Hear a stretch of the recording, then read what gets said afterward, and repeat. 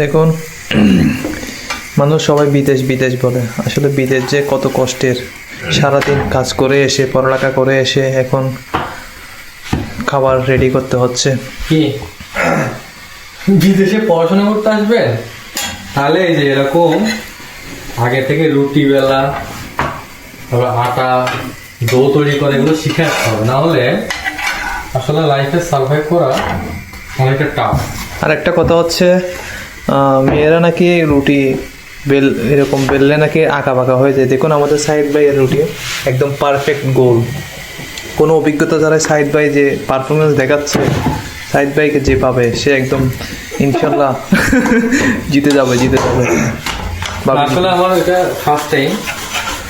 আজকে বাসায় আসার পরে এখন বাজে কত?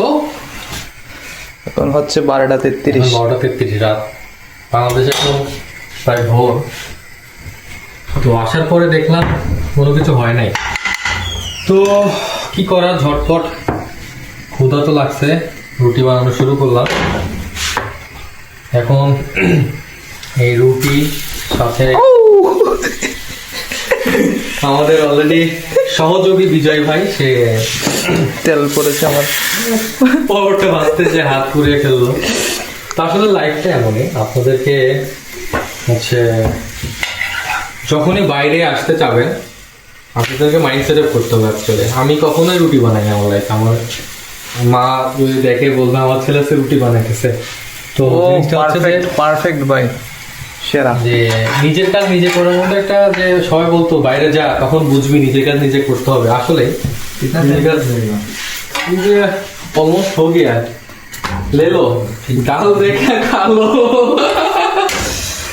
তো আপনাদেরকে তৈরি করতে হবে প্রত্যেকটা সিচুয়েশনে, নিজের মাইন্ড সেট আপকে রেডি করতে হবে যে আপনি আসলে কোন সিচুয়েশনে কিভাবে নিজে সার্ভাইভ করবেন।